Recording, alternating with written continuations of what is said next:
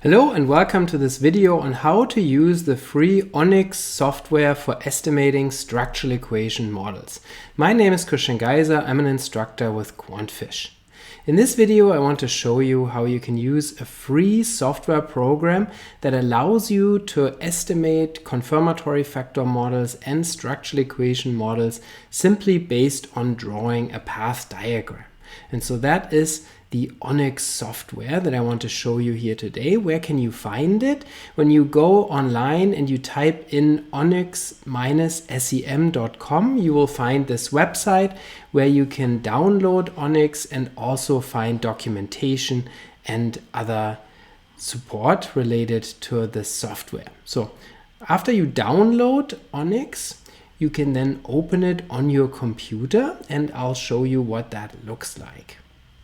Here you can see Ωnyx open on my computer and I have already loaded an SPS data file called math.sav. In order to open a data file in Ωnyx, you right click here at the top and then you can load model or data from this option. So in this case, I chose an SPSS data file. So I have my list of variables here on the left from which I can select.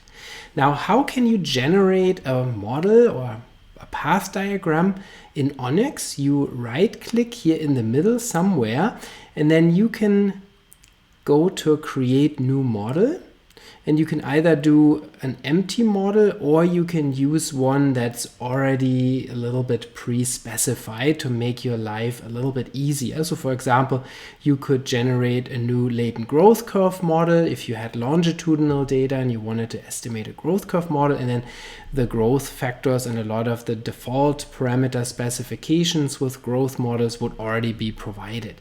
Or you can use a simple generic factor model. So to specify a measurement model and generate a factor, you can go to create new single factor. And then there are also other special models that you can use here, like a dual change score model, for example.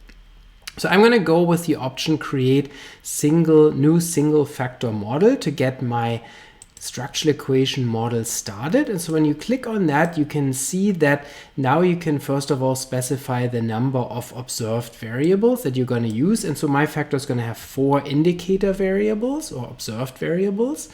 And then I'm going to click on create. And so here is my generic factor model with generic variables x1 through x4. And now in order to bring this factor model to life for your data, you simply drag and drop variables from your list onto the observed variables. So for example, my first variable here is supposed to be math1, so that's a subscale of a math test. And then the second one is supposed to be math2, so I'm going to drag math2 here, and then math3 here, and math4 here. It's pretty fun and pretty easy to do. And so now already Ωnyx is using those variables in a factor model. Now you have to be careful because Ωnyx comes with certain defaults, not all of which are super intuitive.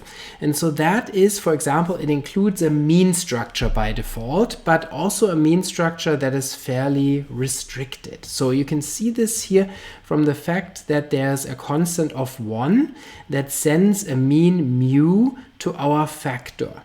And it does not have arrows that go to the observed variables. So as a result, the mean structure is restricted such that we're assuming all observed variables have 0 intercepts, which means they're sharing the same common mean that comes from the factor scaled by a factor loading. So there's a little bit of difference allowed there, but there's no intercept. And so that's a very restrictive model where we have no intercepts for the observed variables. Typically in structural equation modeling programs, the default is that factor means are fixed to 0 and that observed variables have intercepts so that the mean structure is saturated. And that usually makes more sense for at least cross-sectional single group data because typically the latent means wouldn't be super interesting unless you have a special type of measurement model from classical test theory, like for example a strictly tau parallel model or a strictly tau equivalent model where you would want to test the assumption of equal means of the observed indicator variables. Otherwise, this is a little too restrictive. And so you can deal with this in different ways. You could simply delete the constant and get rid of the mean structure altogether, which may make sense if you're not interested in mean structure or intercepts anyway. Or you could draw arrows from the constant to the observed variables to allow for intercepts. And so we can do that. We can actually set the factor mean to 0. And to show you a little bit how this works, the whole options here. So you right click on this path and you can say fix parameter. And so now the parameter is fixed to that estimate that Ωnyx already came up with. So that would be the latent mean parameter now fixed, but we don't want that. So we would want to fix that to 0 typically, the latent mean. So we're going to go to that and go with that and fix this mean to 0. And then instead what we're going to do is we're going to add intercepts to the model by going to add path and then add regression. We're going to draw regression paths from the constant of 1 that represents the mean structure to math 1, math 2, math 3, and math 4 to add the intercepts into the model. So I'm going to do that again for math 2 and then again for math 3 and again for math 4. So now you would think that the intercepts are in the model. However, they're not, because the parameters are fixed. So when you draw a path in Ωnyx from the constant to some variable or between variables, the paths are not by default freely estimated. So you have to right click on each of these paths and then say free parameter. And so now we have an intercept that is freely estimated for math 1. And so we're going to do the same thing also for math 2, free parameter, math 3, free parameter, and also for math 4. And so now we have a standard factor model where the intercepts are freely estimated, the factor mean is fixed at 0, and now the mean structure is what we would typically have in a standard congeneric measurement model. So this makes the whole thing a little bit cluttery. And so if you're not interested in the intercepts, you could just get rid of the whole thing. So you could just simply delete the constant of 1, take that out of the model completely by just simply clicking on it and then deleting the path. And so then also we can say mean structure saturated means. And so then you don't have to deal with the mean structure at all. Now I don't know, this path doesn't want to go away, but I'm sure it's fine, or pretty sure it's fine. We'll see that when we look at more detailed estimates. So here we have now a factor with only a covariance structure and loadings freely estimated here. So those are unstandardized factor loadings. Notice the first loading does not come with an estimate, and that's because this one is fixed. You can see that when you just go with your cursor over when you go to the loading, you can see lambda 1 equals 1 fixed. And so that's for identification. That's a standard constraint in factor models that we would also use in other programs typically. And you can see the factor variance sigma s is freely estimated. Also are freely estimated are the error variances here. And so the remaining 3 loading. So that's all we want, often in a cross-sectional factor model.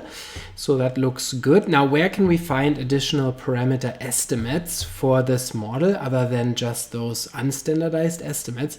We can right-click again on our model, and then we can click on Show Estimate Summary.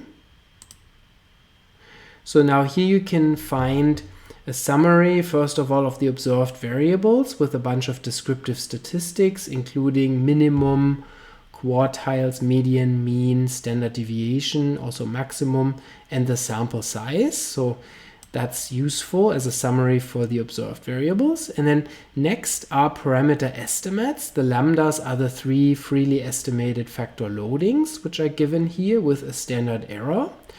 And then also the 4 error variances, E1 through E4, are provided with a standard error, and the factor variance. So those are the same estimates that we already saw in the path diagram.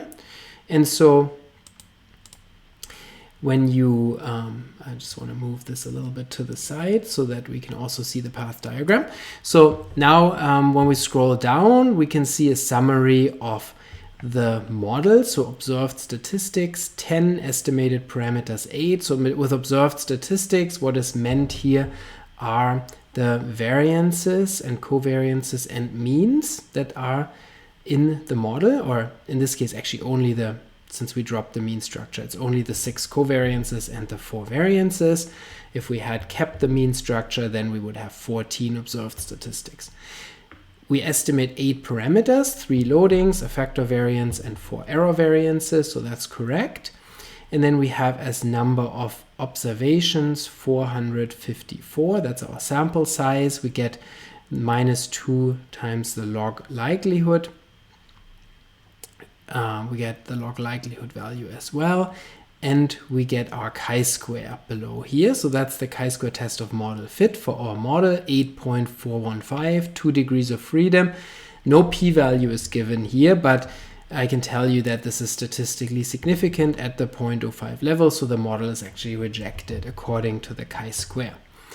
Next, we have AIC and BIC coefficients for model comparisons, and then also an independence model chi-square, different versions of the root mean square error of approximation, RMSEA fit statistic, the SRMR fit statistic, and CFI and TLI for also model evaluation. So that's what you get in Ωnyx by default for output. Now when we right click on this, we can save the script or we can close it. So let's close it for now. And then perhaps this is not the only thing that we want to do. So perhaps we would want to have a structural equation model where we have a second factor. And so how do we add a second factor to the model? We right click here on our model and we go to create variable. And you can see we can select constant. If we wanted to reintroduce a mean structure, then that would be the constant to have means or intercepts in the model. Or we can pick latent variables or observed variables. So right now I'm going to define another latent variable here, and I'm going to relabel this as F2. So that's my second factor. And then next what I'm going to do is I'm going to add some observed variables as indicators to this factor. Again, by right clicking and then create variable observed. So here we have another observed variable, and so I can try to move that down so we can see it better. Sometimes a little bit tricky here in Ωnyx to move these variables around. There we go. So this is my first indicator for F2, and then I'm going to add another variable. And let me see if I can move that down. There we go. And so I'm going to pick some more variables from my variables list here. In this case, MRT1 as one indicator and MRT2 as another indicator for this latent factor. And then we can draw the paths from F2 to the indicators by clicking on Add Regression. So that's the first one. And we have to do the second one as well. So now this factor has 2 indicators. Now notice that the default is that loadings or regression paths are fixed to 1. You can see that by going over the path with your cursor, and then you can see that this is fixed to 1. Same for this one here. So those are fixed effects or fixed parameters by default. And so if you don't want that, you can free up the second loading. The first one is kept fixed for identification. So I'm going to click on the second one and I'm going to choose to free it up. So then that loading can be estimated. But what is still missing here is the link between the 2 factors. So for example, we may be interested in regressing factor F2 on the first factor in a latent regression analysis. And so we can do that by right-clicking on the first factor and adding a regression path from this factor to F2. And so then F2 will be predicted by the first factor. However, again, notice that this path is fixed to 1. So typically we don't want that. Typically we would freely estimate those structural regression paths. And so we would right click on this path and then again click on free parameter. So you're probably noticing you have to be really cautious in Ωnyx when you add effects to make sure that they are either fixed in the way that you want or that they're freely estimated. Otherwise you might end up with a model that is incorrect and that doesn't reflect what you would want. So now this is our extended structural equation model, and we can now look at the output again by clicking on Show Estimate Summary, which you can see here. So again, we get first of all the measurement parameters for our first factor, factor loadings and error variances. Next is the sigma s variance of the first factor, and then subsequently the residual variance for the second factor, which is regressed on the first factor. And next are the two error variances for the indicators of the second factor, as well as the second loading, which is freely estimated, which is F2 arrow MRT2. So that's the factor loading of the second indicator, as you can see here. And then lastly, we have the regression in the structural model, where the path goes from the first factor to F2. So that's this coefficient of 0.521, as you can see here. Now, these are all unstandardized parameters. How can you get standardized parameters in Ωnyx? When you click on the path diagram on the model, you can find an option, Show Standardized Estimates. And so now the estimate here is then shown. So you can see 0.33 is the standardized path coefficient for the regression of F2 on factor 1. And you can do that for each parameter. So you can go to the loading and say show standardized parameter estimates. And so you have to do that kind of for every parameter separately. So this is how Ωnyx works for structural equation models. And you can see that it's pretty easy to set up a model. You have to pay a little bit attention to how you set free versus fixed parameters, and make sure when you do this that you check your output file so that you can make sure that this is actually the model that you wanted to estimate. I hope you found this video useful to learn about using Ωnyx for structural equation modeling. My name is Geiser, and I'll see you next time.